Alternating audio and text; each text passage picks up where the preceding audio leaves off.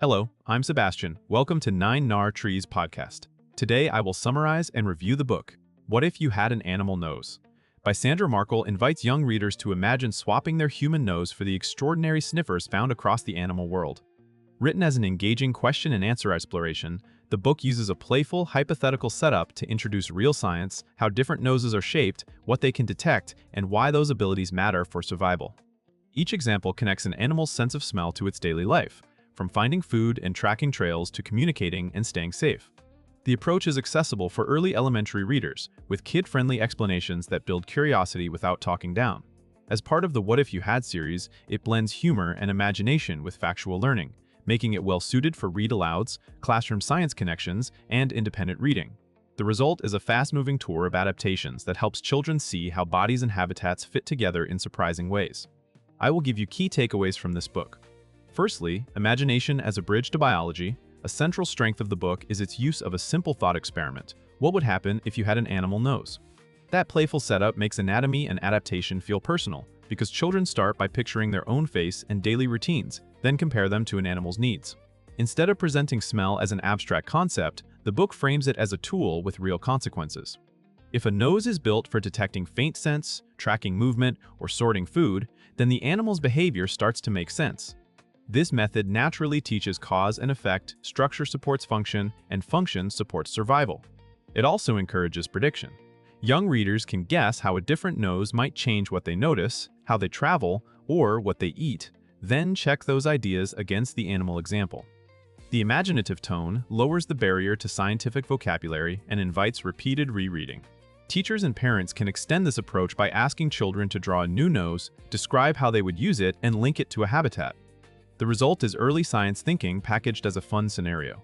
Secondly, how different noses sense the world. The book highlights that smell is not one single skill, but a set of capabilities that vary by species. Some animals are tuned to detect extremely faint odors, while others excel at locating a specific scent among many competing smells. By presenting multiple animal noses, the book shows that the environment shapes sensory priorities. A creature that forages widely benefits from detecting food at a distance, while a hunter may rely on following a trail that changes over time.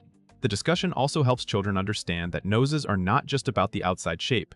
What matters is how the nose functions as part of a larger system that gathers information, sends signals to the brain, and influences decisions.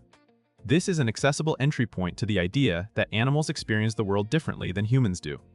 It can spark conversations about why pets sniff during walks, why some animals are active at night, and how scent can serve as an invisible map. Readers come away with a broader definition of sensing, not simply seeing and hearing, but interpreting chemical clues that drift, settle, and linger. Thirdly, finding food and tracking survival clues. Many of the book's examples connect smell directly to finding food, a theme that children understand immediately. A powerful nose can help an animal locate prey, identify ripe or safe foods, or follow a scent trail to a hidden meal. By tying each nose to a practical outcome, the book introduces ecological roles without heavy terminology. It also suggests that smelling is a type of problem-solving. An animal gathers scent information, compares it with past experiences, and then chooses what to do next. This framing is useful for young readers because it turns animal behavior into a series of understandable steps: detect, interpret, act. The food theme can be extended into discussions about habitats and seasons. For instance, the usefulness of smell changes when food is scarce, when animals migrate, or when the landscape is crowded with new odors. The book's approach encourages kids to think about trade-offs too. A nose built for tracking might be less about fancy appearance and more about endurance and precision. Overall, the topic builds respect for sensory adaptations as life-saving tools rather than just interesting trivia. Fourthly, communication, identity, and social life through scent beyond food. The book opens the door to an important idea: scent can be a language. Many animals rely on smell to recognize family members, identify territories, and understand what has happened in an area even when no one is visible. This helps children grasp that communication is not limited to sounds and facial expressions. Chemical signals can carry information about presence, boundaries, and readiness to interact, and they can persist long after an animal has moved on. The book's imagined nose swaps make this concept relatable. If a child could smell what a dog or another animal smells, they might notice a trail of messages in places that seem ordinary to humans.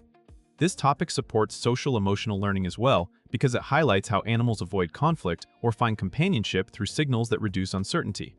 In classroom settings, it can lead to comparisons with human communication systems, such as signs, notes, and digital messages, which also convey information at a distance.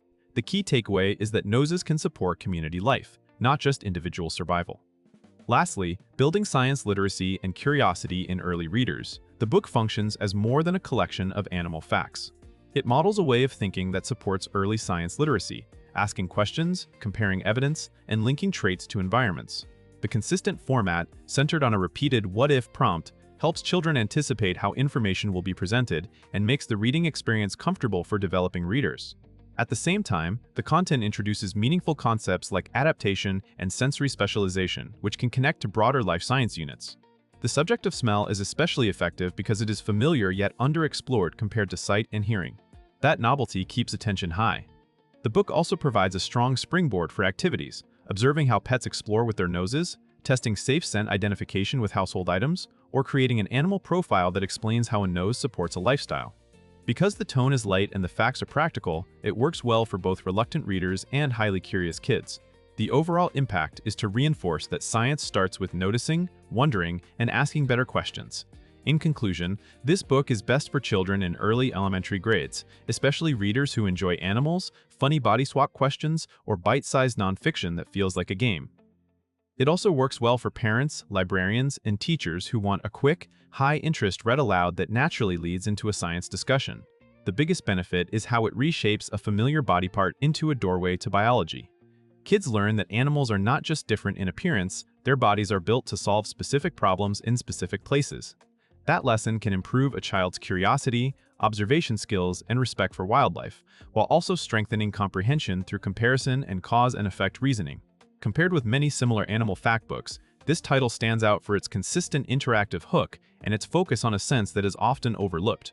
Rather than listing facts, it encourages children to imagine consequences, connect traits to behavior, and keep asking why.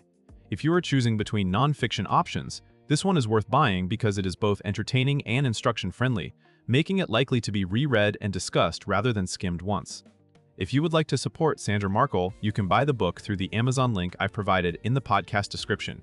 After reading the book, please let me know what you think and share your thoughts. See you around.